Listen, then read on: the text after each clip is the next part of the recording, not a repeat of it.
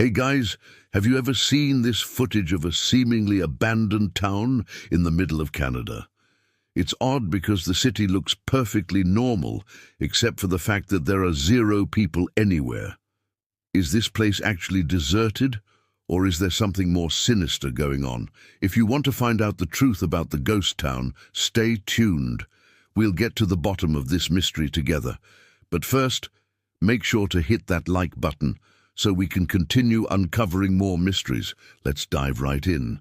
This ghost town has all the makings of a typical Canadian community. There are schools, houses, a grocery store, and even churches. However, the creepiest part of the town is that no one's allowed to go near it. This raises two important questions. Why was this city built in the first place? And why are people forbidden from entering it?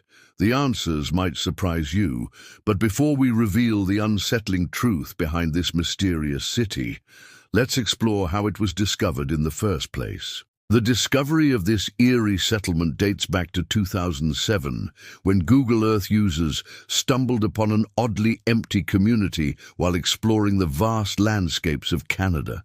It almost looked as if the town had been abandoned overnight. There were well-paved roads, functioning street lamps, and manicured front strips. The only thing missing was the residents. It was a modern neighborhood, without a single person in sight.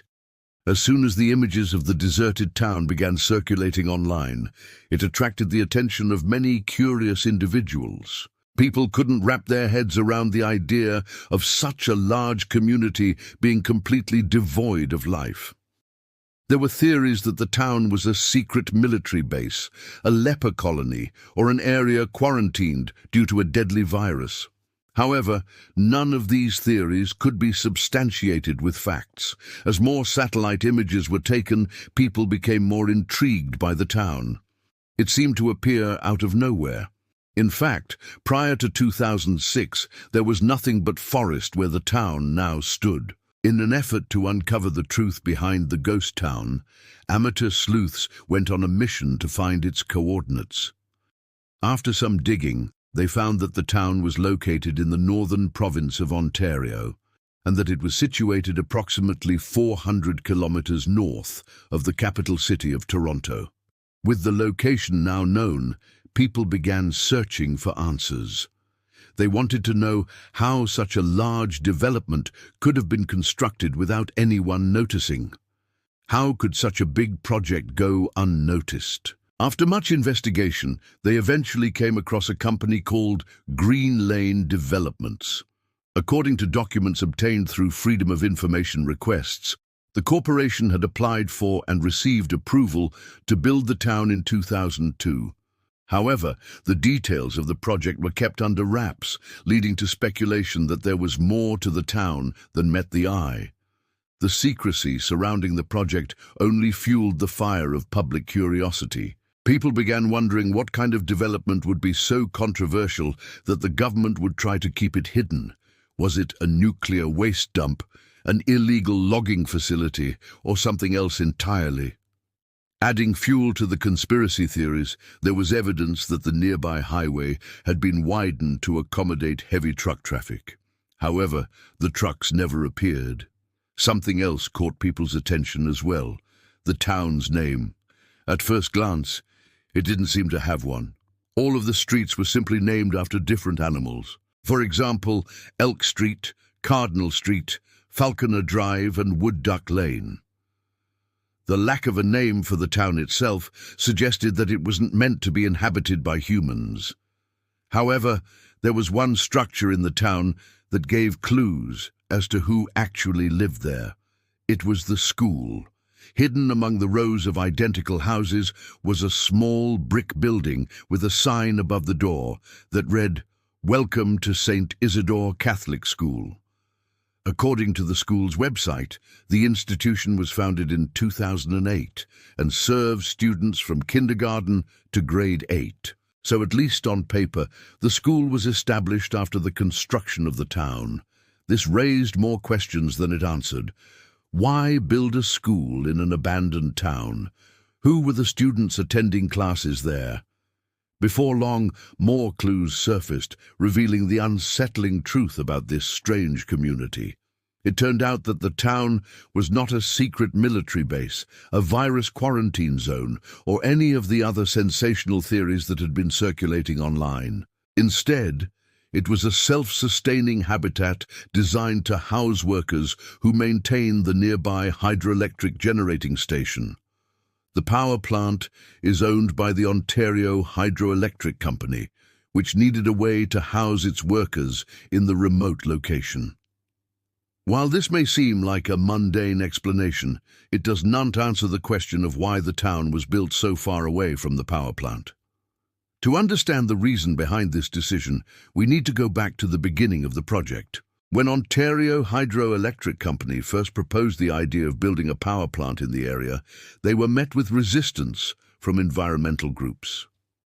The proposed site was home to a variety of wildlife, including several species of endangered birds. The environmentalists argued that the power plant would disrupt the delicate ecosystem and have a negative impact on the local wildlife.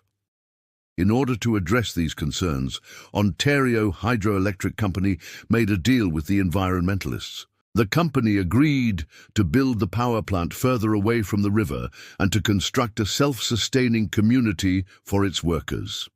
This would minimize the impact on the environment by reducing the amount of transportation required to house the workforce. The workers could live in the nearby town instead of having to commute from distant cities. The town itself is designed to be as self-sufficient as possible.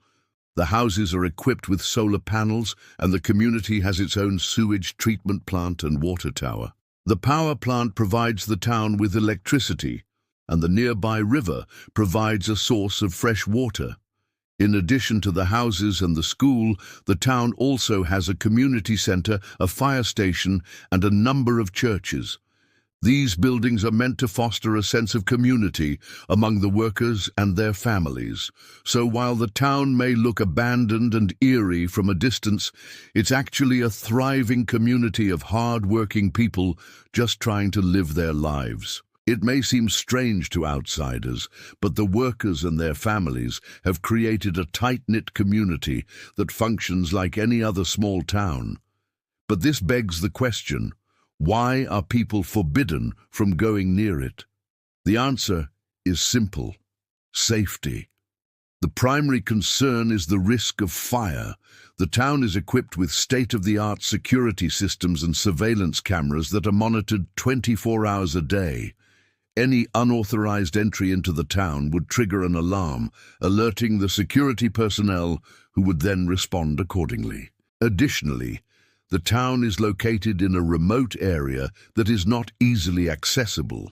The nearest major city is over 400 kilometers away, and the roads leading to the town are often closed to the public due to construction or maintenance work.